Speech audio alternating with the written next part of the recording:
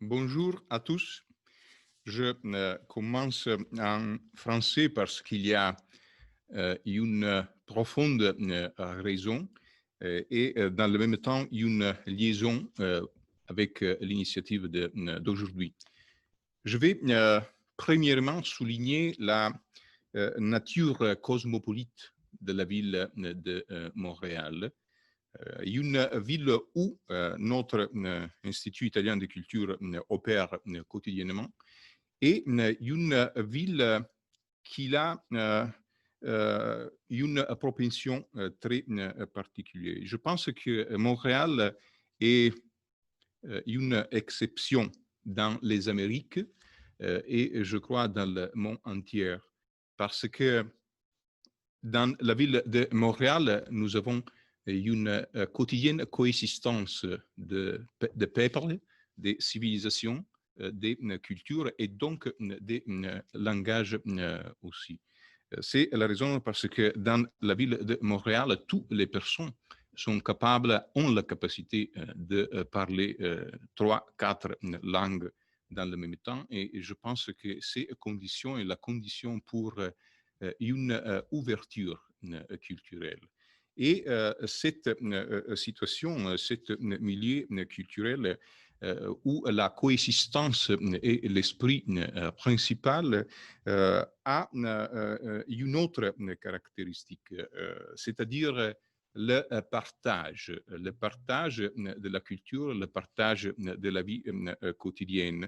Et le partage implique dans le même temps l'intégration. Donc, le partage et l'intégration sont les deux règles, les lois de l'esprit et de la ville, de la vie quotidienne de la ville de Montréal sont des conditions que sont les mêmes dispositions que les instituts du Canada et des États-Unis ont considérées comme les idées d'inspiration pour cette initiative, où le partage et l'intégration de la connaissance sont les deux vocations principales.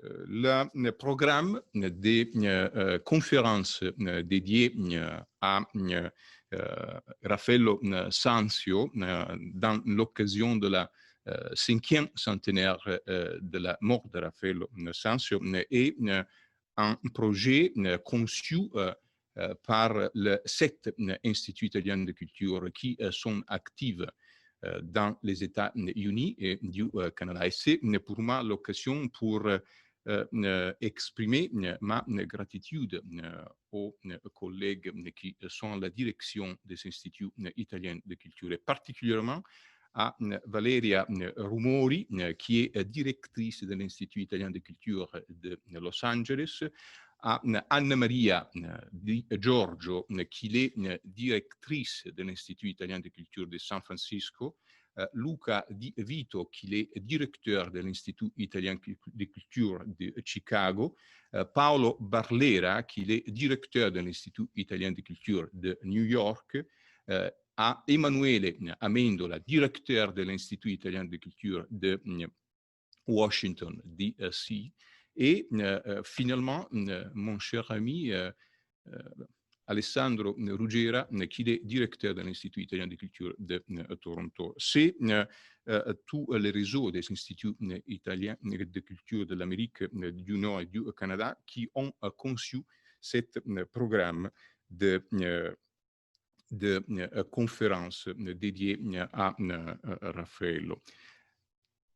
As I stressed in French, this program is mainly supported by our Ministry of Foreign Affairs and for the international cooperation, by the diplomatic delegation in the United States and in Canada, and particularly the Embassy of Italy in Canada, the Embassy of Italy in United States, and all the network of Consulate General, and particularly because we are in Montreal, the Consulate General in Montreal.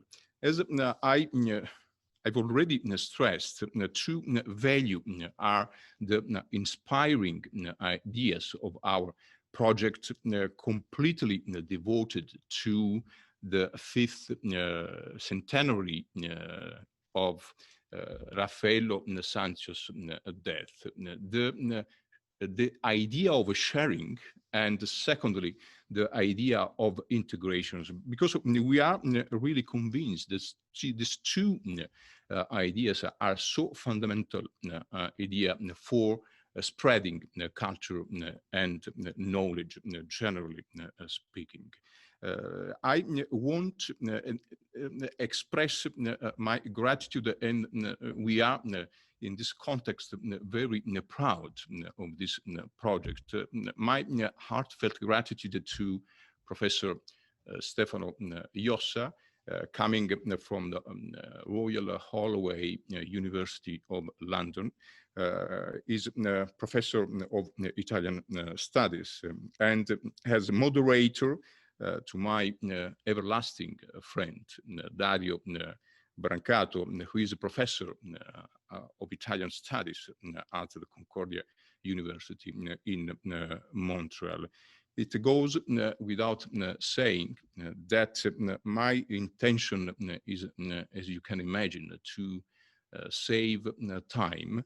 And that's why I wanted to invite my friend and colleague, Dario, to introduce our specialized and distinguished speaker, Stefano Jossa, for the lecture. And so many thanks, Stefano, for being here in North America, in Canada, virtually, but is the same. I think we hope nextly you can be here physically. Take the floor, Dario. Thank you very much. First of all, good afternoon. And for those who live in different time zones, good morning and good evening. My name is Dario Brancato, and I teach at Concordia University in Montreal.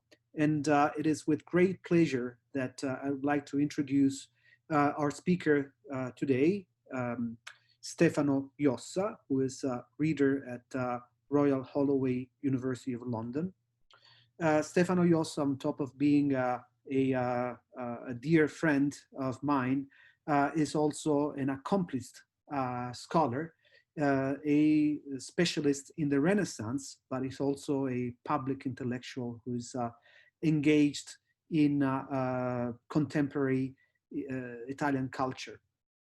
And I'd like to remind just, a very few number of publications he has done over the course of of his career. He has published a book on the Italian language. Actually, 2 days ago, we had a presentation specifically on the book. The title is La più bella del mondo, the most beautiful in the world, published in 2018. But he's also published on Italian, icons. Un paese senza eroi, l'Italia da Jacopo Ortis a Montalbano, so a country without heroes, Italy from Jacopo Ortis to Montalbano. And in English, he has published several articles and books on the reception of Orlando Furioso by Ludovico Ariosto, in particular, a book that came out last year that he published with Jane Everson and Andrew Hiscock, Ariosto and the Orlando Furioso in English Culture. And last but not least, a book on Chivalry, Academy, and Cultural Dialogues. Just to give you, so I'd like to take a few minutes to introduce the theme that Stefano Jossa is going to talk about this today. And before doing so, I'm going to share the screen, and just bear with me for a few minutes. And the theme, which is particularly interesting, is a theme on Renaissance artists who are also poets. Now, the title that I gave to my introduction is Ut Pictura Poesis, Poets and Artists in the Renaissance. And the theme of artists and poets has been a very explored one, especially in the last years. If we see the next slide, we'll see that this is the epitaph that Raphael that appears in Raphael's tomb in Rome in the Pantheon. And if you read the translation, I won't bother you with reading the Latin. We'll see that in the translation of Alexander Pope, Raphael while he was living, great nature feared he might outvie her works. So there has always been a correlation between art that would be imitator of nature. And poetry, ut pictura poesis, means like painting poetry. So poetry had to imitate art and vice versa. There is a relatively new field of studies that has to do with artists who are also poets. And the most famous, the most notable example is Michelangelo Buonarroti. But also, minor figures, so to speak, of the Italian Renaissance, such as Agnolo Bronzino, who was a painter in the mid of the 16th century. But, we can see that a reflection on artists who were also poets started in the mid of the 16th century. And in particular, one of the most famous Florentine intellectuals of the 16th century, Benedetto Varchi, gave 2 lectures on Michelangelo, both delivered in 1547. The title is Due Lezioni, 2 lectures. Now, the first is a lecture on Michelangelo's sonnets, and the second is a lecture on the majority of arts and on whether painting is nobler than sculpture. So in the second lecture, Varchi reflected on poetry and art, visual arts, that is painting and sculpture, that both should imitate nature, and saying that they're almost the same thing, with the difference that art imitates the outer aspect of nature, while poetry the inner part, the dentro.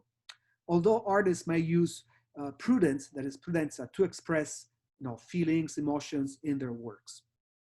And finally, Varchi ends his lecture by saying that Michelangelo imitated Dante not only in his poems, so there is a direct imitation of a literary form, but also in the artistic works. And then he gave a number of examples, 2 in the Sixtine Chapel, and 1 is the Pietà Medici, the Madonna Medici in San Lorenzo in Florence, where, according to Varchi, Dante was directly quoted. I'm now going to stop sharing the screen, and I'm going to leave the floor to Stefano Jossa, who's going to talk about Raffaello as a poet. Thank you, everybody, for being here. Thank you, Francesco D'Arelli, for your kind introduction. And thank you, Dario, for your kind words about my work, as well as your introduction about Ut Pictura Poesis, which is something I'm going to talk about myself too later on in my presentation. I wish to thank you also for pronouncing correctly my name and surname, Stefano Jossa, rather than Stefano Jossa, which has become my official name in the UK now.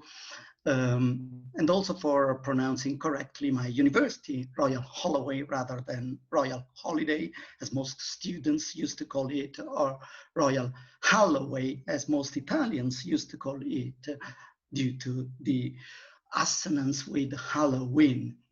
This is something that I used to say at every presentation, so please forgive me for repeating myself if you heard my earlier presentation on the Italian language. However, this is gonna be in English, and therefore there is at least a linguistic difference in the background. I was showing my appreciation of Dario's presentation by making some hand signs like the usual thumb up in order to highlight my approval, as well as shooting at Dario when he mentioned Benedetto Varchi, because as some of you might be aware of, Dario is obviously fixated with the idea of Varchi being one of the greatest intellectuals during the Renaissance period in Italy. Which is, of course, something that we share, but on the other hand, we need to make proportions when giving a public speech rather than feeling that our own sort of preferences can be shared and given for granted. However, once again, thank you very much, Dario, for your kind introduction. And I'm going to have a very multimedia and multitasking experience, because on the one hand, I'm going to share my screen on my laptop where I've got my presentation, as well as reading from my iPad, which I can show you in order to let you know that I'm not lying, and at the same time relying on my phone as well, which is a sort of experiment. So please forgive me for all sorts of technological mistakes I might go through during this presentation. So let's start with my screen. And this is going to be dedicated to a sort of a neglected aspect of Raphael's production as an artist, up to the point that has been argued that Raphael was not worth being mentioned as a poet, because he was first and foremost, and possibly exclusively, an artist, mainly a painter and an architect, whereas his poetry wasn't really worth taking into consideration. Raphael's poetry was basically something that had to be forgotten because it didn't show the same level of sophistication and artistry as Raphael's paintings and architecture. So Raphael's poetry is still a sort of hot topic among art historians.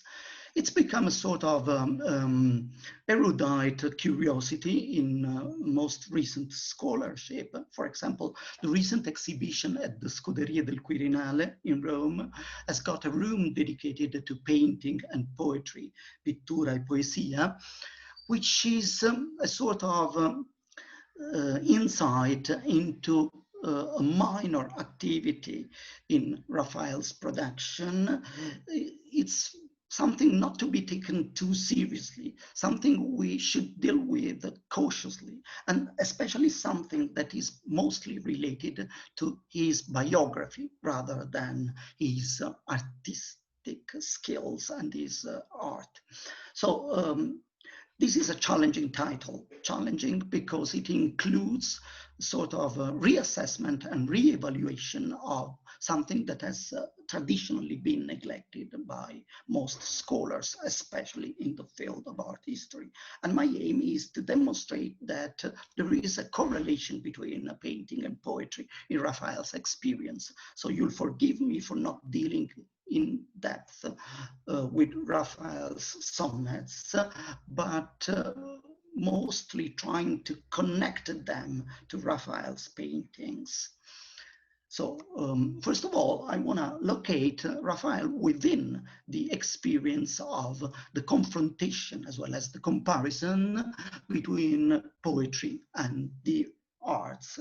This is something that Dario has already mentioned in his presentation and is clearly related to the idea of the paragone, comparison between the arts, which was in place at the time of the Italian Renaissance.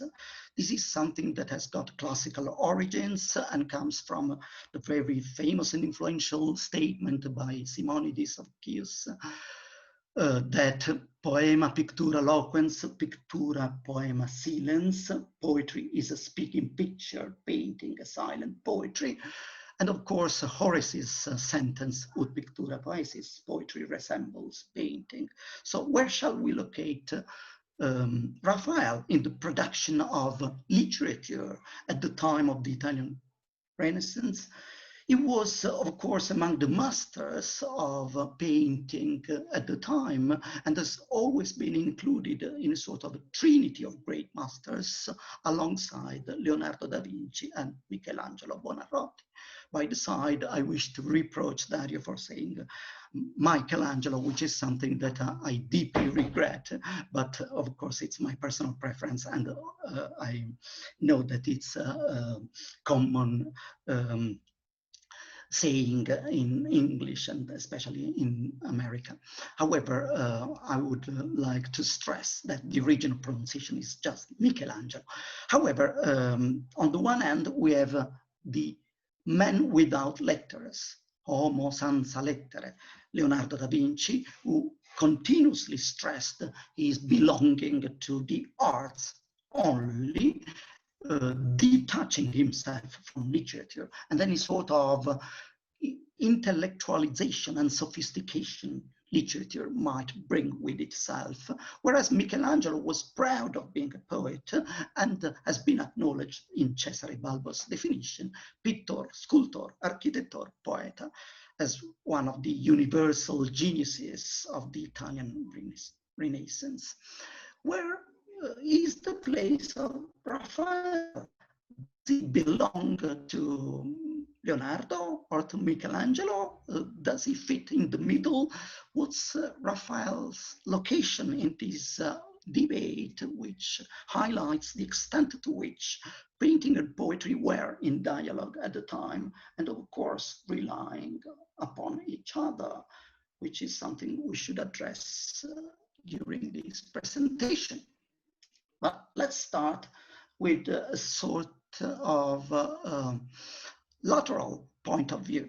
Raphael's sonnets have become so forgotten, so fading in the early 20th century that Vladimir Nabokov, who was well aware of the existence of some sonnets written by a Renaissance painter, mentions them in two books. The first one is a short story and the second a proper novel, where he attributes them to Sebastiano del Piombo. So while being aware of the existence of the sonnets, Nabokov was unaware of the fact that they had been written by Raphael. And the confusion is all the more likely because Nabokov adheres to the stereotype of the rivalry between Raphael and Sebastiano del Piombo, in particular with regard to the love affair with La Fornarina. Both Raphael and Sebastiano would have been in love with La Fornarina. There would have been a sort of amorous rivalry as well as artistic rivalry. So Nabokov was definitely making Sebastiano the author of Raphael's sonnets, which shows the extent to which the memory of Raphael as a poet had been lost at the beginning of the 20th century, even in very highly cultivated and theoretically aware and historically knowledgeable writers such as Nabokov. However, it's almost expected that Raphael wrote poems. He had a very good education, and he was the son of someone who was himself both a painter and a poet. Giovanni Santi has become famous for being Raphael's father, but he was himself a renowned painter, and he was also a poet, writing the very successful and influential life of Federico da Montefeltro from Urbino. This is an important piece of work because it was in terza rima, like Dante's Divine Comedy, which show the level of sophistication, awareness, education, poetical skills of Giovanni Santi. He's also the author of a very short canzoniere, a collection of love poems dedicated to his wife, Raphael's mom. So all in all, Raphael belonged to a sort of literary tradition as well as painting tradition, is a daddy's boy, as English people say, un figlio di papà, I would say in Italian, a rich kid, a spoiled child, as you like. But what's relevant is that it does not come from nowhere. It comes from somewhere which is full of literature, imbued with literature, well aware of the Italian tradition at the time, with Dante in the background, as well as Petrarch in the love poems.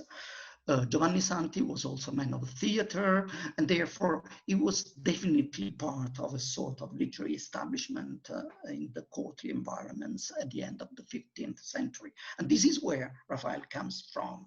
And what the plaque in Urbino, in Via Raffaello 45, shows is that Giovanni Santi was both pittore eccellente poeta, excellent painter and poet, as well as first master to his son Raphael, which is a sort of stereotypical memory, part of celebratory attitude in Italian fashioning of the landscape, the monumental landscape of the Italian city-states, even nowadays. However, on the other hand, has got a reference to both artistic experiences by Giovanni Santi, as well as his relationship with his son, which is something we can't easily neglect when dealing with Raphael. So this is the first point I want to highlight when mentioning Raphael's writings, which have become very recently less than expected. The official collection of Raphael's writings includes mostly letters, 4 letters, mostly personal, dedicated and directed to his servants, like l'Alfani, his relatives, like his uncle, fellow painters like Francesco Francia, friends like Baldassar Castiglione, as well as fellow humanists, the physicist and writer Fabio Calvo. However, Uberto Motta has recently demonstrated that the letter to Castiglione is very likely to be a fake by Lodovico Dolce, written much later when Lodovico Dolce was constructing the canon of the literary authority, which dealt with both the visual arts and literature in the late 30s, in the 16th century, which makes Raphael's letters a very small number indeed, no more than 5. On the other hand, the most famous and celebrated piece of work by Raphael is not by Raphael, as everybody knows, because the letter to Pope Leo X about the antiquities in Rome, which is a sort of description of ancient Rome and its remains at the time of Pope Leo X, was certainly written by Baldassar Castiglione. The manuscript is in Castiglione's hand, and there is no doubt that it's written by Castiglione. What written means, of course, is arguable, in that Raphael might have inspired it. It might be the outcome of discussions between Castiglione and Raphael. There might be traces with memories of conversations between Castiglione and Raphael, but nothing is technically speaking by Raphael in that letter. So we should discard one piece more from the collection of Raphael's writings, and we're basically left with the sonnets, which are the most important part of Raphael's literary production. In fact, his letters are, as mentioned, most private, whereas his sonnets, to a certain extent, demonstrate his participation in the courtly environment at the time. When he arrived in Rome, joining the court of Pope Julius II, Raphael started writing these sonnets, which are usually considered as scattered pieces with no internal connection, sort of notes he used to write while drawing more important cartoons. And in fact, all of them come from the cartoni preparatori for the Disputa del Santo Sacramento. However, there is an internal connection which is clearly demonstrated by most critics, and therefore I want to delve into the sonnets in order to show the extent to which they might be related not only to Raphael's biography, but also to a wider picture of Raphael's art as a whole. First of all, we need to mention that the sonnets can't be detached from the usual biographical sketch of Raphael as a humanizer. Raphael has often been perceived as someone who was persona molto amorosa in Vasari's testimony. According to Vasari's biography, Raphael died because of his fondness with making love. And in fact, his love pleasures destroyed him. Avvenne che una volta fra l'altre disordinò più del solito. And in fact, he got ill and he died as a consequence of his love making.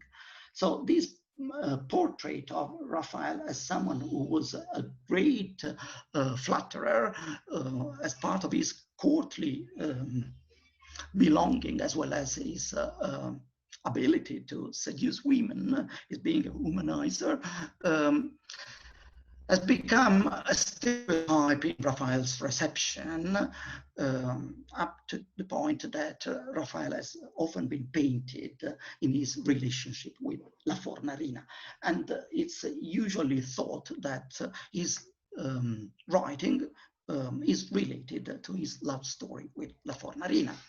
This is La Fornarina, allegedly Margherita Luci, who is supposed to be Margherita Luti, was supposed to be the daughter of a baker, and that's why she's been called La Fornarina. We don't know much about her. We don't even know whether Raphael was so faithful as most biographical sources stress. However, what's really relevant is the connection between these striking portrait of La Fornarina in such a seductive position and mood with Raphael's love poetry, which has been highlighted by most critics dealing with Raphael's writings. And therefore, La Fornarina, what is the connection between La Fornarina and Raphael's sonnets? Of course, it might be a biographical connection, but we have no evidence about it. It's just speculation. It's an argument a silentio, i.e. just something that we can infer from Raphael's biography, but doesn't really come out from his text. But it's something that was stressed by his fellow painter, Sebastiano del Piombo, as mentioned, because Sebastiano was the one who promoted the myth of the relationship between Raphael and La Fornarina. Even though all this is surrounded by sort of legendary aura and therefore rather unreliable in terms of the interpretation of the sonnets and the biographical reconstruction of the actual experience of life of Raphael, there are some symbolical connections that we might want to explore to clarify the position of Raphael's poetry in relation to his painting. And first, I'd like to stress the connection between this engraving, which is supposed to come from an original by Sebastiano del Piombo, which is either lost or more likely invented, and therefore not by Sebastiano del Piombo by any means. However, something that Sir William Reynolds engraved after Sebastiano del Piombo in the 19th century. Now we have Raphael paying the court to the Fornarina and displaying his skills in conversation as appropriate to a courtier from the 16th century. But what strikes me is the incredible resemblance between the alleged Del Piombo's original or just Reynolds engraving, and Raphael's own representation in the form of an allegory, of course, of poetry. We have the Fornarina quoted with poetry, should the original date back to the 16th century, which is arguable, but an hypothesis that we can't just discard. Of course, the other hypothesis that the source comes from Raphael's representation of poetry in the stanza della segnatura is more likely to be reliable. On the other hand, look at the similarity between the two figures, as if the Fornarina embodied the idea of poetry of Raphael, not only a sort of resemblance in the face, but also the position of the feet, which is absolutely striking because it recalls a sort of attitude of poetry which goes between intimity, shyness, and all sorts of symbolical references that it might include. So poetry and La Fornarina go hand in hand in Raphael's reception, if not in Raphael's experience, which is something that we might want to explore further in the course of this conversation. This is allegedly, once again, Sebastiano del Piombo is a portrait of La Fornarina. The official title is just a portrait of a woman. It's now in the Galleria degli Uffizi in Florence.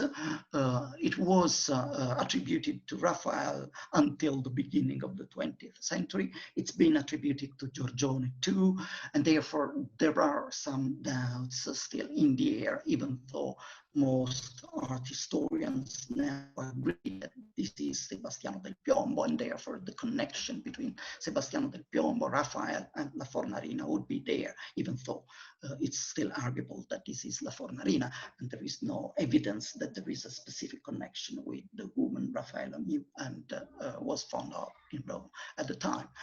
All in all, the connection is established in the critical reception of both Raphael and Sebastiano, and this is what I want to draw from in order to construct my argument. So what's more intriguing is that the sonnets deal with La Fornarina in such a way that she might be embedded well beyond the actual reference to her physical presence in Raphael's life, because she had already become a sort of symbol of poetical inspiration, as well as all sorts of sentimental feelings related to the idea of poetry. When dealing with Raphael's sonnets, we need to explore the textual situation, which is related to a variety of publications. I'm not a philologist myself, and I have not studied the textual situation of Raphael's sonnets. As a matter of fact, I have just discovered the most recent edition of Raphael's sonnets, which is supposed to be a critical edition by Ginevra Latini, just come out with Arbore Edizioni. I don't know anything about this edition, so I don't recommend it in principle as such, but it might be very useful and absolutely striking for its achievement. So I give the benefit of the doubt. I don't know anything about this. I've just discovered it. It's just come out and has been published just no more than 2 months ago. However, the most reliable source is obviously John Sherman's fantastic edition of all sources related to Raphael's biography, including Raphael's own writings, as well as the original published version in critical edition by Ettore Kamesasca, 1956, with Rizzoli, and this is a Burr edition, Gli scritti by Raphael, including all his letters, his signatures, his sonnets, his saggi tecnici e teorici, so his artistic writings, which are mostly technical suggestions to his fellow architects, Bramante and Sangallo in particular, as well as Pinturicchio for the instructions for the series of frescoes in Siena earlier on. So there is a series of Raphael's writings which goes well beyond the sonnets, but most of these writings, as mentioned, are either private or technical. What's more relevant in his literary production is, in fact, the sonnets. And the cover of the edition by Kamesasca is clearly alluding to a sort of love story in a lewd way, I would say, but you can either appreciate it or be sort of disturbed. What's important, however, is the fact that the sonnets were not published by Raphael himself, were not published during the 16th century, and they are still in the form of drafts. So they appear as notes, basically, on the studies for the Disputa del Sacramento. This is how they appear nowadays, and this is how we can reconstruct them. This is the cartoon now at the British Museum. The sonnet is traditionally numbered 3 in the collection, but as you can see, it's a finished sonnet. It's 14 lines.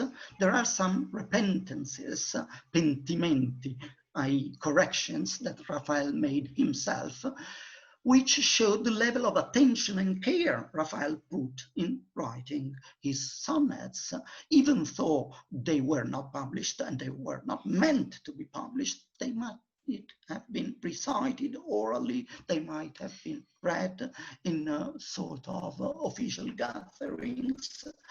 We don't know what these sonnets were for, why they were just drafted there, perhaps because it was the piece of paper Raphael had in front of himself while he was working, but there is a level of refinement, a level of attention and care, as mentioned, that shows the relevance that Raphael gave to his poetry writing, and this is something we shouldn't neglect.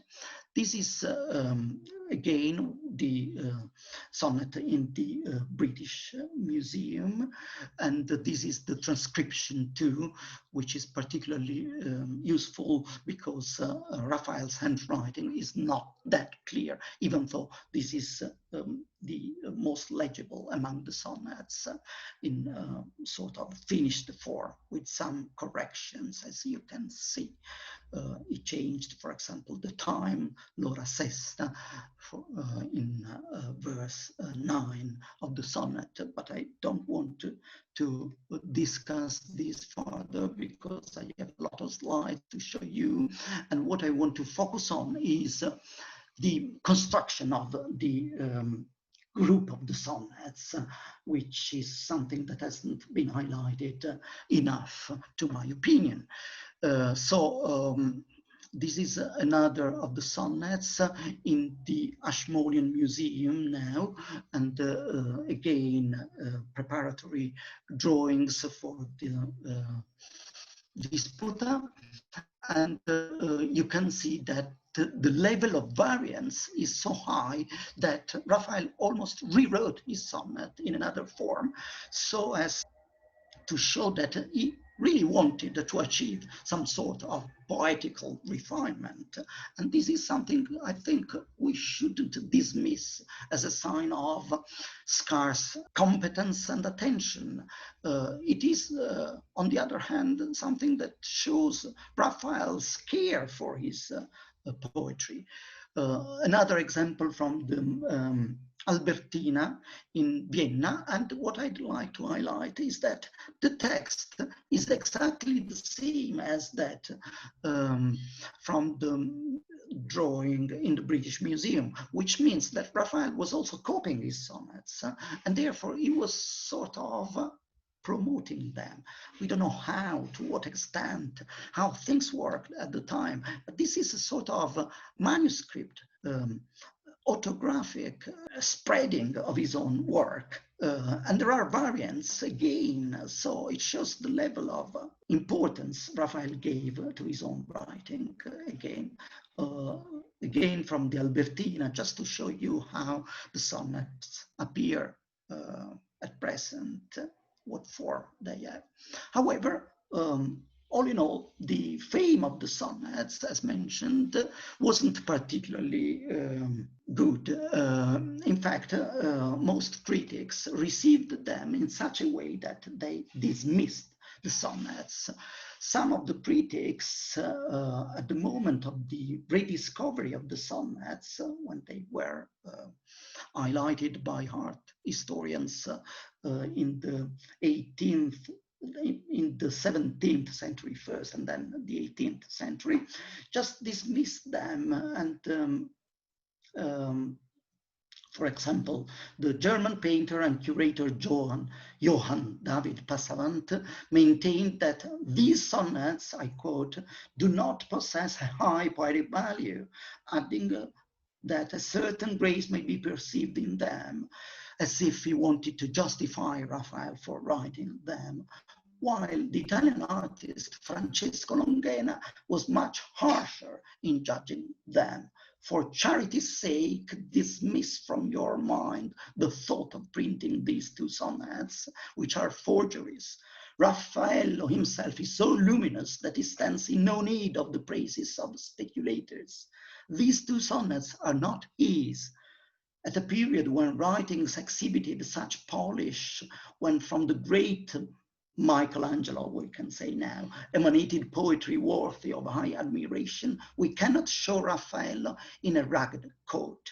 These sonnets hardly have sufficient merit to be attributed to Sicilian troubadour, who at the time were considered, of course, very bad poets. So Longhena dismissed Raphael's writings in order not to bring shame on him, which is something that, of course, has determined the fortune and reception of these sonnets. So what do they deal with? Of course, they deal with love, which is the typical subject matter of any Petrarchist canzoniere at the time. But it's arguable that it's a canzoniere. So what I want to show is that there is a narrative, and this narrative leads to the idea of a proper canzoniere. So Raphael was constructing his own love, Petrarchan love story, his own Petrarchist canzoniere. Independently of whether the order, the sonnets have now been shaped by critics, there is a logic within them that can lead to the idea that the order is basically reflective of Raphael's will. The order is basically chronological according to the reconstruction of art historians. So I wouldn't argue that the order isn't faithful of Raphael's biographical development. And it also leads to a sort of internal narrative. So the biographical order would reflect a sort of literary project, which is important to highlight when dealing with Raphael. So the opening is Amor, tu m'invescasti con doi lumi, which is typical of still novistic and the Petrarchan tradition, the usual connection between love, eyes, and the art of the lover. So love comes from the beloved to the lover through the eyes, which is a theme that connects Raphael with the tradition of Italian love poetry, both in Dantean vogue and Petrarchan fashion. M'invescasti means something more than you clothed me. It means something like you made me prisoner. And this leads to all sort of stereotypical description of the beauty of the lady whose skin alternates Biancaneve, white snow, and bright roses, as typical of all Petrarchan tradition. Of course, Raphael was writing at the beginning of the 16th century. Petrarchan tradition was already in place, but not officially set as it would have been later. So Raphael is showing a high level of literary consciousness in terms of dialogue with tradition on the one hand and courtly environment on the other hand. Serafino Aquilano, Tebaldeo, Pietro Bembo were all at the court of Pope Julius II in Rome, and therefore, and later at the court of Leo X. So Raphael was in close dialogue with an environment of poets. No doubt that he was obviously familiar with these sort of approaches to the description of the beloved, the idea of love, and so on and so forth.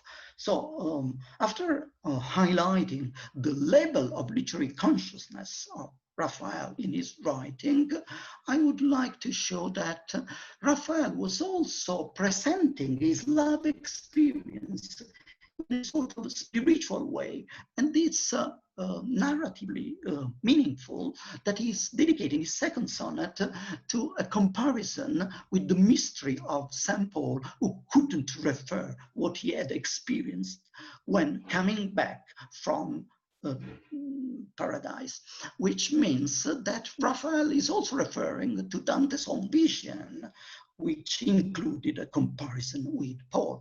Io non Paolo, io non Enea sono. So Dante was clearly stressing his legacy from Paul at the beginning of the comedy, which is what Raphael does at the beginning of his collection, if a collection. And therefore, I would argue that there is also a sort of introduction to the mystery of poetry, the idea of ineffability, the idea of poetry as a vehicle to express the secret of the soul, which might be a Neoplatonic argument as well as derived from Ficinian lessons. All sort of theological background might be included here, which is something that makes Raphael's poetry much more relevant than expected. The third sonnet is the most striking because it deals with something which is to a certain extent scandalous, the idea of making love. In fact, he mentions the amorous assalto, line verse 2, and he insists on the fact that at the opening of the day he had to abandon his beloved, and therefore his love was frustrated, as if referring to a sort of arousal which was leading him to a second assault, which didn't happen because of the early day of the morning. This would be a sort of erotic sonnet, which would start the narrative in the more concrete appreciation of love, which would make Raphael's poetry more in tune with Vasari's biographical account, if you like. But this is particularly relevant because it leads to a sort of narrative starting from a very traditional stereotype, the connection between love and the eyes and the beauty of the lady, then explores the meaningfulness of poetry in order to express love, and then leads to the actual encounter and love meeting. There is a keyword that goes through all four opening sonnets, so the first four sonnets of a very short collection, unfortunately. However, a significant internal device to express this chain, basically, which is a technical device which is highly sophisticated and, of course, in tune with previous tradition. He insists on the foco, which is basically his own fire. I'm on fire, like Bruce Springsteen, if you like. But what's really relevant is that Raphael is insisting on his sexual arousal, basically. His foco means his excited mood in front of the Fornarina. And that's possibly why his sonnets have not been valorized by critics. rather than just neglected because of their poor quality.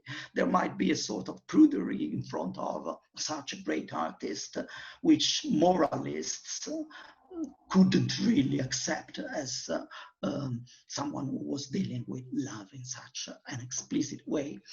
The keyword foco, as mentioned, appears 4 times in the 4 opening sonnets and makes them connect with each other in a sort of hidden way, which is also stronger in the connection between sonnet 2 and 3, because the keyword foco is in rhyme in both sonnets.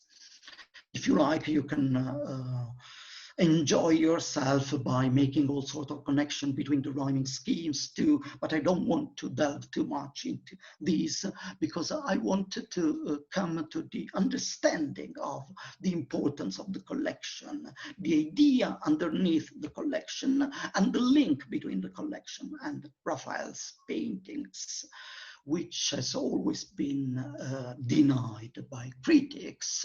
And in fact, there is no explicit connection with the Disputa itself, but there might be a connection with the broader picture of Raphael as a painter, which is something that I'm going to explore in the final part of my presentation. So the conclusion is that love ties. Love makes you feel a prisoner, which is a commonplace in Petrarchist tradition, and is clearly part of Italian literary tradition in the Quattrocento, as well as later in the Cinquecento. For example, Ludovico Ariosto insists upon this stereotype. So Raphael presents his love experience as something that makes him happy, even though he's a prisoner, which is a clear oxymoron in line with the Petrarchan tradition of the Cinquecento. So Raphael is a poet, and there is no doubt about it. You might argue that he's not such a valuable poet, he's not such a good poet as Michelangelo, but I find that I've given you reasons enough to deal with when discussing Raphael's poetical quality. What's more relevant is that Raphael becomes a poet in the words of another poet much later in time, in fact, in the 19th century. So there is nothing to do with historical Raphael, of course. But George Washington Van Dusen was dealing with Raphael as if he wasn't able to express his ideal in his actual painting, and therefore he needed poetry. So the author of the poem is allegedly Raphael himself. George Washington Van Dusen is giving voice to Raphael, is making Raphael speak in order to express his views over Raphael, of course. But what's relevant here, once again, is that Raphael is presented as someone who could really be able to achieve his artistic goals only via poetry rather than via painting. His painting is insufficient, is not enough, doesn't really reflect his aims, his objectives, his ambitions. I catch a glimpse of beauty here and there, but there's a face that heaven conceals from me, who try to paint the fancy that I see, which in imagination shines so fair. But when I view the canvas poor and bare, where all my brightest dreams fade utterly, I feel my art is wed to poverty as the brine for higher shores, but break and backwards roll, my baffled efforts meet a sad decline and never reach perfection's shining goal. So the goal is achieved by Van Dusen, actually, and it's, of course, a romantic re-elaboration over the myth of Raphael. But Raphael is a better painter, better poet than painter in Van Dusen's re-elaboration, which is significant anyway. The idea that Raphael could be revisited into painting goes from very close acquaintances like Baldassare Castiglione, representing Raphael, who was the one to give new life to Rome, to Ezra Pound, who also celebrated Raphael as someone who could be given new life in poetry rather than via his paintings. And all this leads to the mythology of the Fornarina, which is particularly important, and this is what we started from, because this is where Raphael becomes a poet. So there is a series of paintings that go all throughout the 19th century, celebrating the love between Raphael and La Fornarina. And of course, this is part of the romantic myth of Raphael. It's very much in line with the celebration of Dante and Beatrice or Petrarch and Laura. But the fact that Petrarch's poetry has been associated with La Fornarina might shed a new light over Raphael as a poet.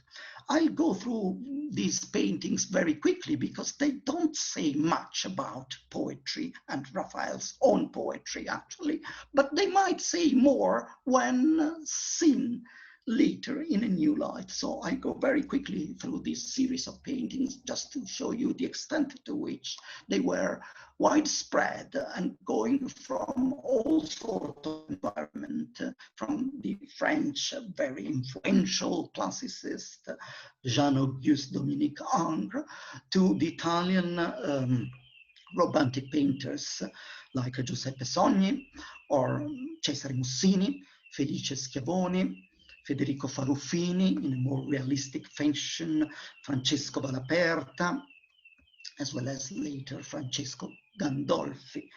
All these leading to a sort of mythology of Raphael as being in love. And romantic mythology can't really exclude poetry from love. So even though poetry is not present in all these paintings, poetry comes back in a poem, actually, by a poet, Robert Browning, who presented Raphael as author of sonnets rather than painter in his Men and Women, 1855. And he insisted on the idea that Raphael's sonnets make Raphael a poet, who's able to paint like a poet. And he compares Raphael with Dante, who's the painter of poetry. So he makes Raphael become a poet as well as Dante is a painter, which is significant because even though Raphael's poems were not particularly known and well received at the time, the idea that poetry is embedded in his painting because he was a poet is something that is coming to place. And let's come to what I find absolutely striking, because it's Raphael in front of Rome, and it's part of the rediscovery of classicism in the romantic environment from an English point of view. And this is one of the most iconic paintings by Turner, Rome from the Vatican, including Raphael, accompanied by the Fornarina, which is from the 1820 and is now at the date written. What's happening here? Raphael is, of course, having a vision of the whole of Rome from the Vatican stanza where he was painting, but Raphael is a master of all the arts.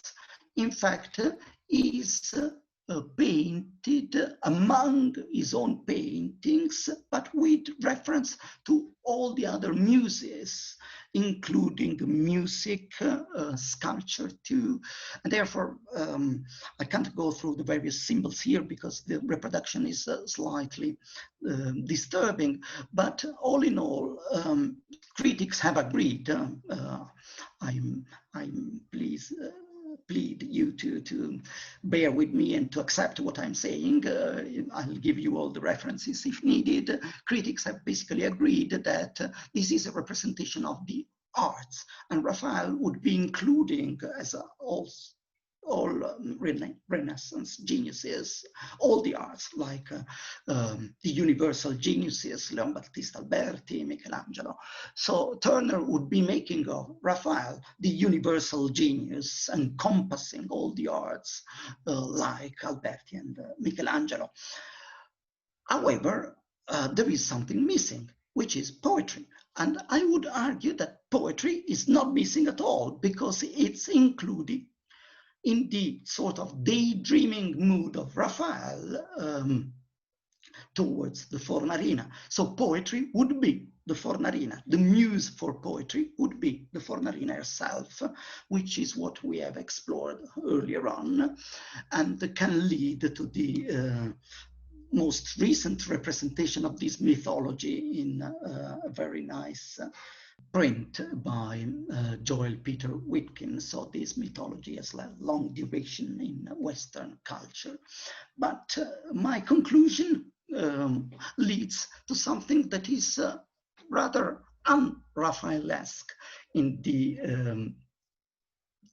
actual shape, but fully Raphaelesque in the inspiration. Cy Twombly's Study for School of Athens, which is clearly drawn from Raphael's School of Athens. He made a series of studies for School of Athens in the 60s when living in Rome. And this is the one I'd like to conclude with, because this is where I think we can find the connection between Raphael's paintings and Raphael's poetry, which is, of course, sort of something that the critic needs to highlight, a sort of close reading that we need to develop and artificially construct upon, because it's not explicit once more. But what is explicit is that Cy Twombly has included some writing in the School of Athens.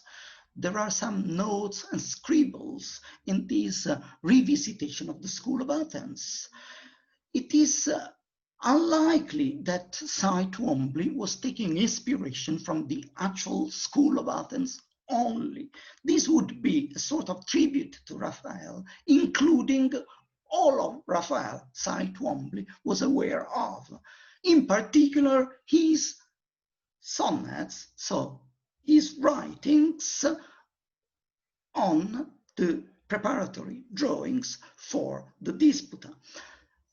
Cy would be therefore elaborating on a sort of idea of Raphael, encompassing both poetry and painting, because poetry was embedded in his painting, even though later deleted in the actual painting, and therefore he was taking inspiration and drawing from the cartoons of the Disputa del Sacramento too, which he saw earlier on in London. And therefore the poetry would be there, would be widespread in Raphael's painting, would be a sort of vacuum which we as critical readers, as art critics, need to fulfill in order to appreciate Raphael. But poetry is there, poetry and painting went hand in hand, and in fact poetry is hidden underneath the surface of Raphael's painting in Cy Twombly's reelaboration, according to my own interpretation. So I'd like to conclude here and listen to your views in this rather provoking presentation, because I haven't really dealt with the actual connection between Raphael's biography, his poetry, and his painting, but rather with a sort of lens which is that of reception that makes us see more in depth, a sort of magnifier that allows us for a deeper reading of Raphael's experience as a poet. Thank you so much for being here, wherever you are. So thank you very much, Stefano, for this very enlightening presentation. So I'd like to open the floor for questions, comments, and I'd like to remind all of you that the video of this conference will be available on the Istituto Italiano di Cultura of Montreal YouTube channel. So will soon be available, like the video of the conference that Stefano Jossa gave 2 days ago. So let's open the floor with Riccardo Raimondo, who's asking a question. I cannot but think about the famous Petrarch's line referring to Simone Martini. Ma certo il mio Simon fu in paradiso, onde questa gentil donna si parte, ivi la vide e la ritrasse in carte, per far fede qua giù del suo bel viso. The Petrarchian poetry of sublimation of eros and desires seems to find a perfect correspondence in Martini's gold, vibrant and spirited figures. Which is the literary connection, if any, between the voluptuous and mundane Raphael and the Petrarchan Martinian mysticism? I hope I have shown that Raphael wasn't that mundane and voluptuous. On the one hand, his biography shows that he was a humanizer, if true. On the other, his poetry is rather spiritual. He feels that the spiritual is in the physical, and therefore he introduces the physical with the theme of ineffability related to Pauline inspiration. We might also argue this would be particularly loved by Massimo Firpo, that Raphael was in tune with sort of pre-Reformation ideas, highlighting the connection between the body and the soul. Ficino, of course, had no doubt that spiritual love could also be in the flesh, even though a sort of Christianized approach to Ficino has highlighted the extent to which these had to be all in a sort of a spiritual fashion. So I would say that the idea that Simone Martini and Petrarch are there is particularly enlightening in that the Simone Martini of Raphael is Raphael himself. So his painting of perhaps La Fornarina, but also his other paintings in the Stanze Vaticane, for example, are imbued with this sort of spiritual inspiration, which leads to a sort of eroticism in his painting. Raphael has often been represented as a painter that wasn't particularly challenging in the field of eros.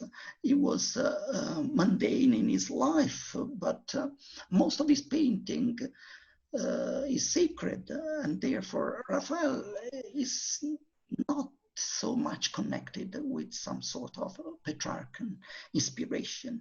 And I wouldn't say that Petrarch was that spiritual compared to later poets. In fact, Petrarch has got an extent of eroticism which has now been acknowledged by most critics.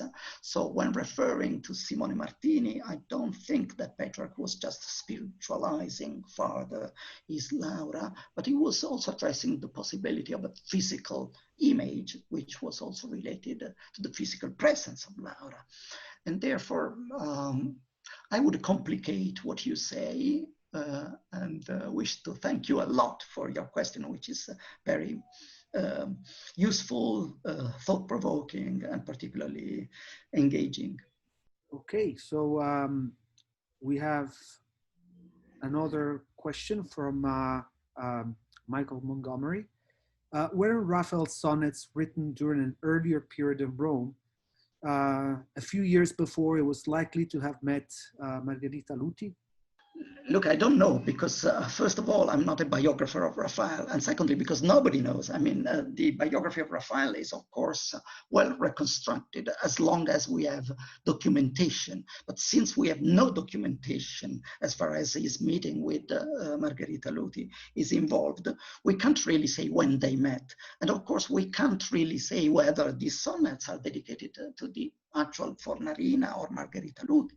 We don't know. We argued that there is a connection between a symbolical figure, which we assume in the figure of the Fornarina, which might include all women loved by Raphael, which might be another woman. It doesn't really matter. What matters is that there is a symbolical woman like Dante's Beatrice and Petrarch's Laura, which Raphael makes the symbol in in fact, of his idea of poetry and his dialogue with poetry.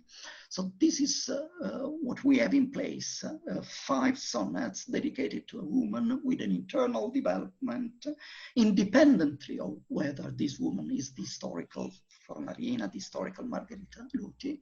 And therefore, I think we can legitimately argue that Raphael was basically reflecting on his own idea of beauty, love, and poetry as means to express a deeper truth.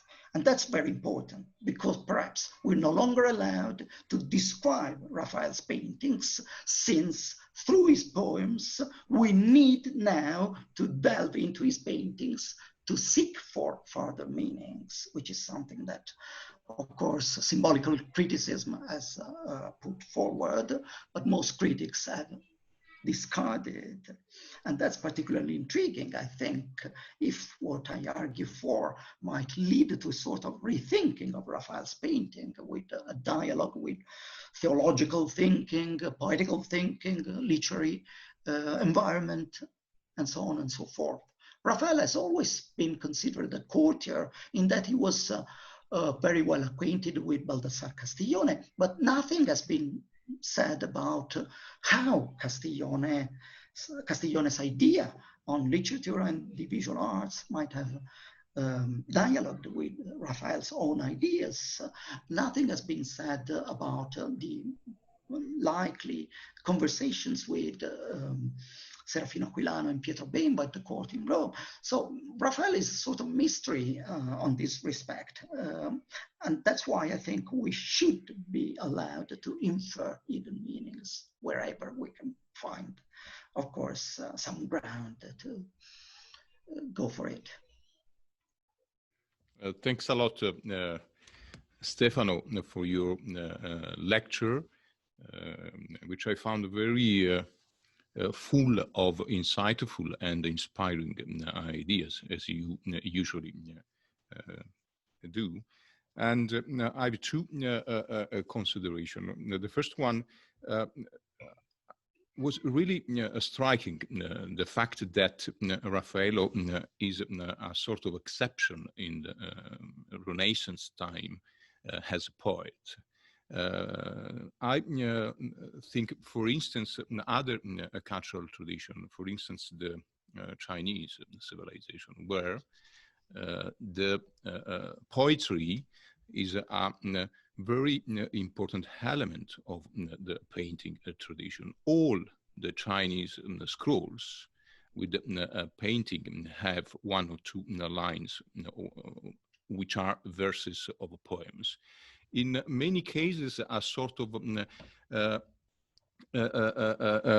summary of the profound meaning of the painting.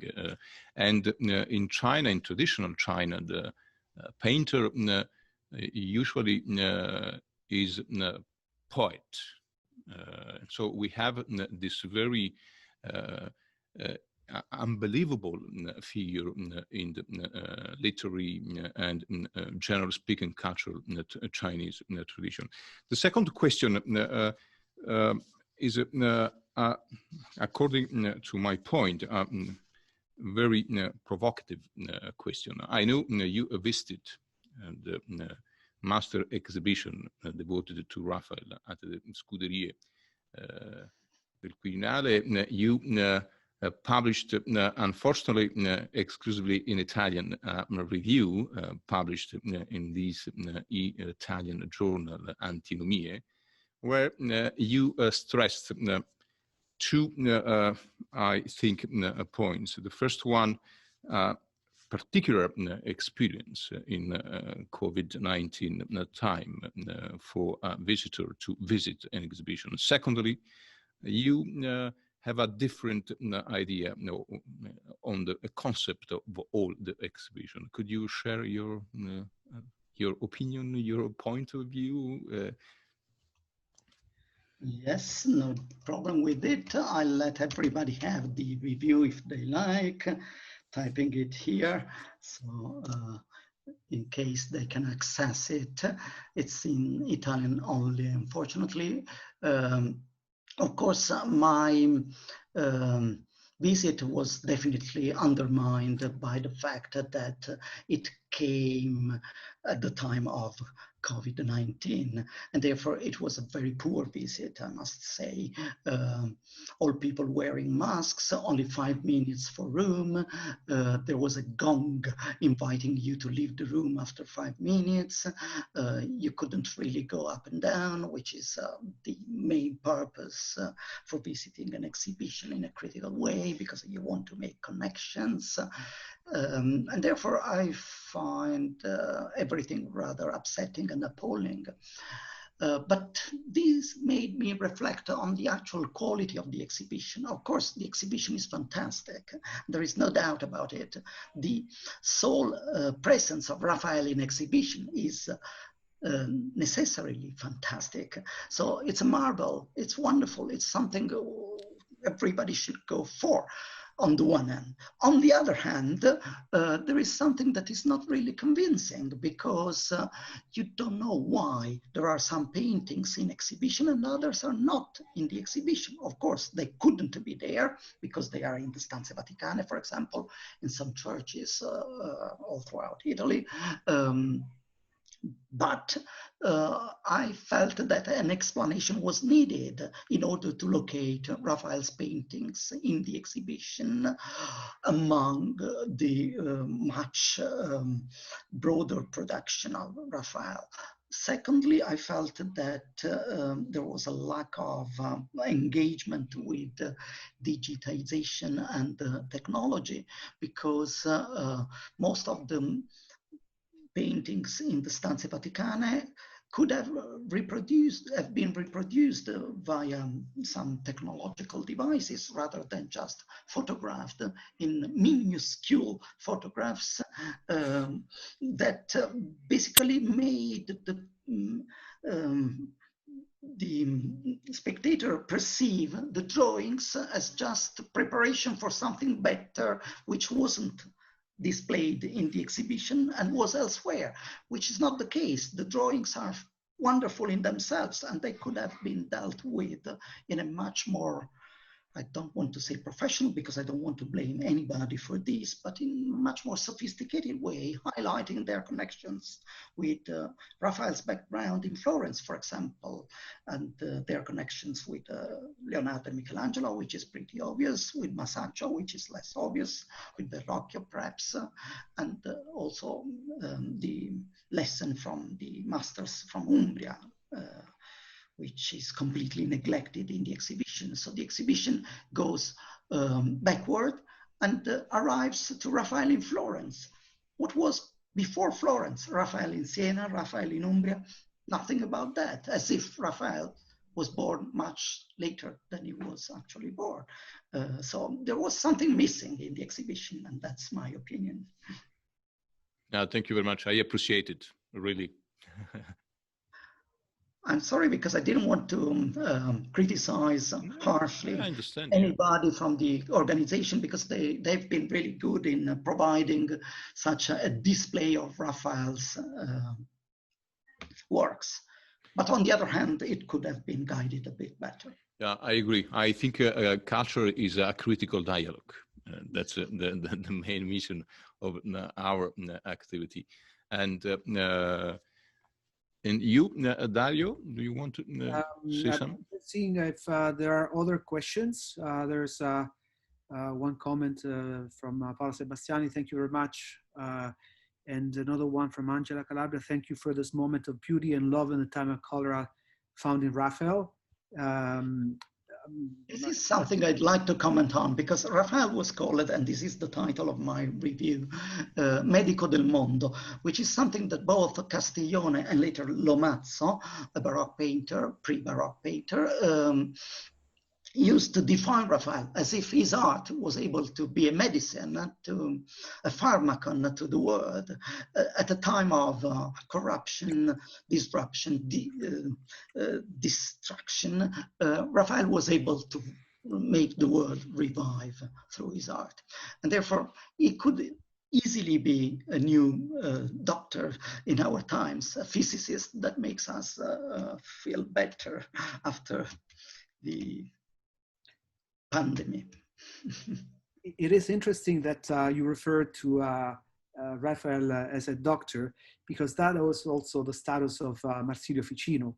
And I'd like to say something about Ficino. Don't you think that, again, I don't deny the fact that Raphael was in touch and in close contact with Bembo and other poets and philosophers, etc., at the court of Rome.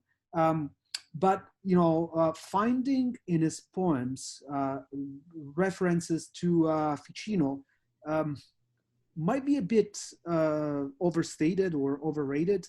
I mean, I'm still very doubtful about, you know, Ficinian overtones in Michelangelo's poems.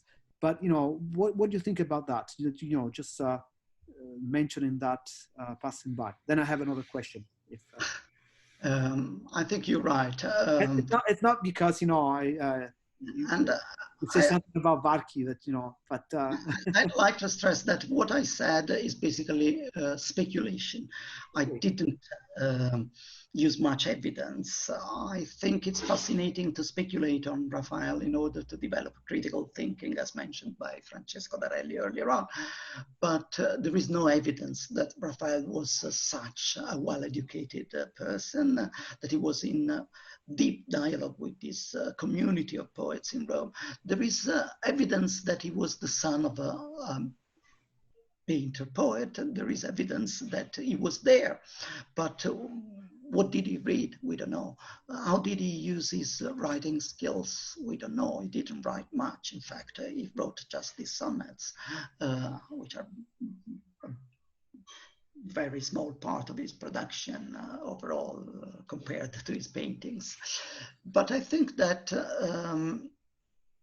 there was something in the air at the time which we need to reconstruct. This is a sort of methodology of microhistory, following in the footsteps of Carlo Ginzburg.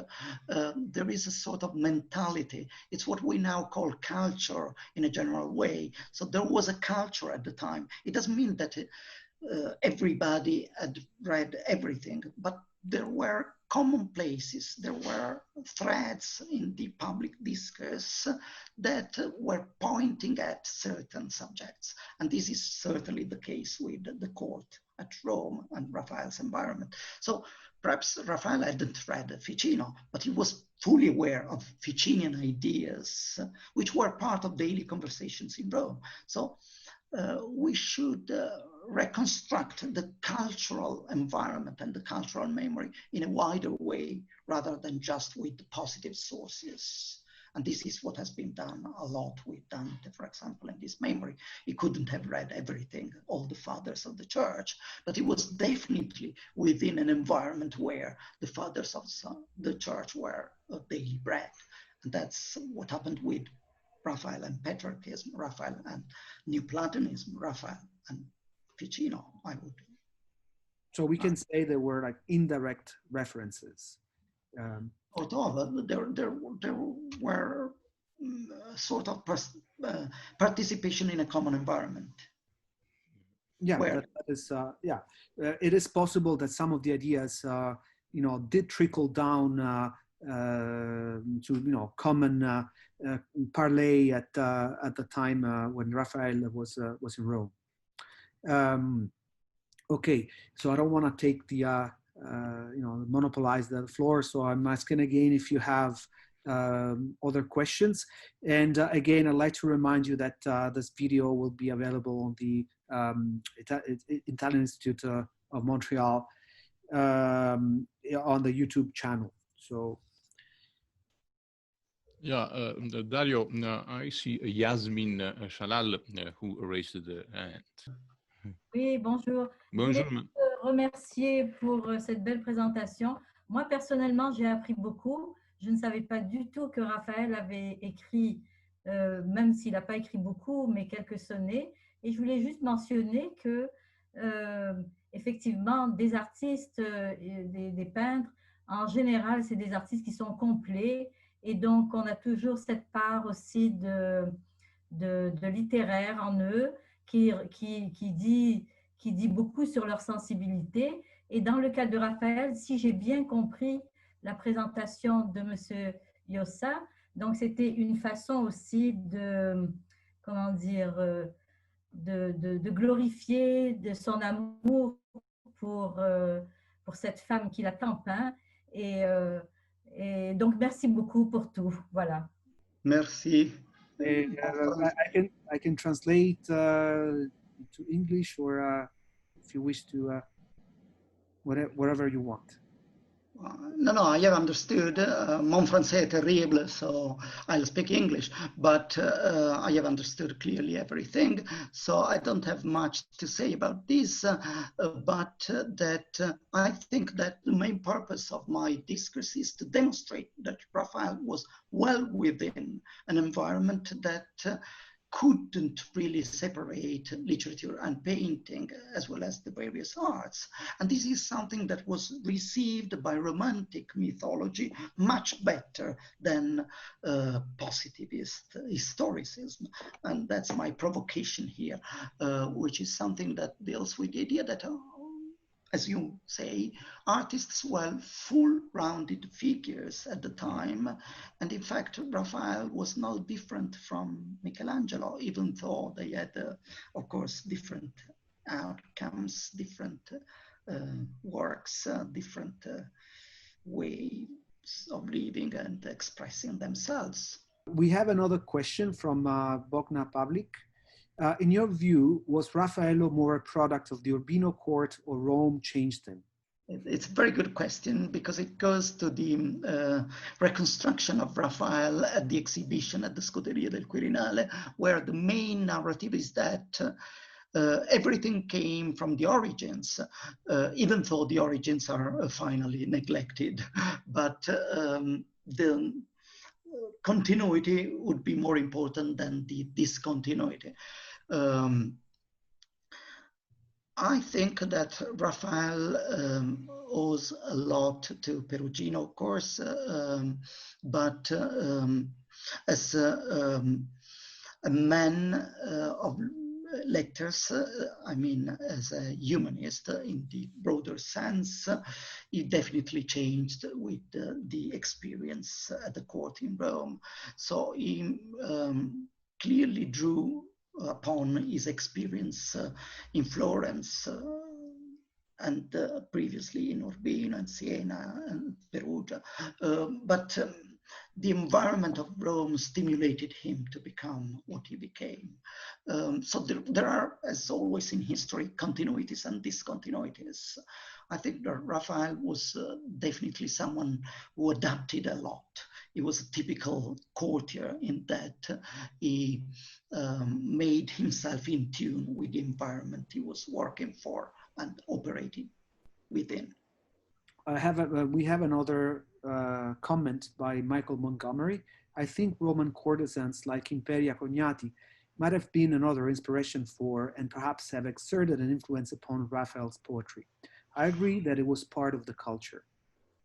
I am fully convinced that my presentation was very partial and absolutely incomplete, in that it works also as an invitation to look for Raphael's connections with contemporary poets, not only in terms of personal acquaintance, but also in terms of literary dialogue.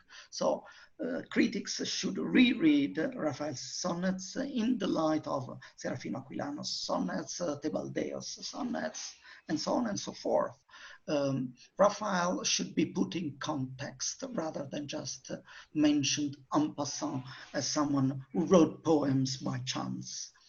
I agree. I mean, it's not just a poet who was a sort of un epigono, so a sort of a byproduct of Petrarchism. He was, you showed quite convincingly that he was an organic part of a circle of intellectuals that were in Urbino.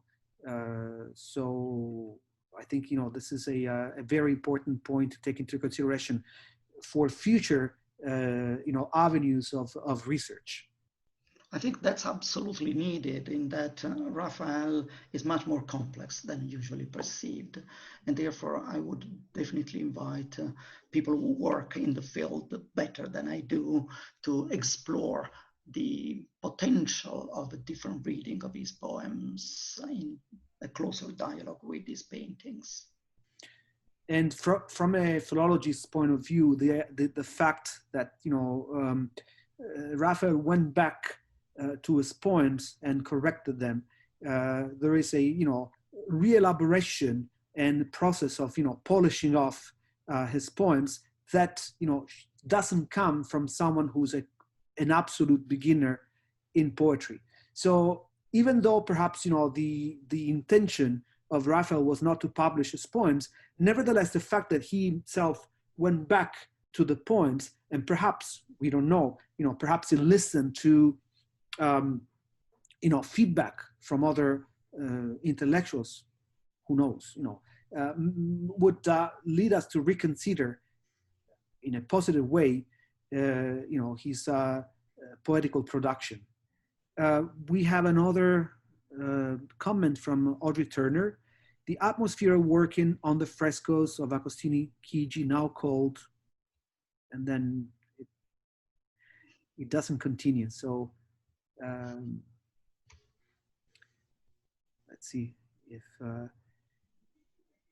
it comes back or not. But anyway, so what I was saying is that, you know,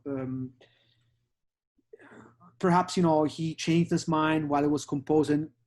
I mean, this calls for a number of analysis that needs to be performed, perhaps, you know, on the paper itself, just to compare the types of ink and see if those were corrections made right after the you know, the time when the sonnet was composed, or like, you know, after days or after months. There is still a lot of work that needs to be done in that respect. So I call, you know, for a joint effort for philologists, art historians, literary critics, and so on and so forth. Dario, we have another participant who wants, I think. Yeah, unfortunately, I can't see the people that raise their hands. So Francesco, it has to be you. Yeah, permetto di parler.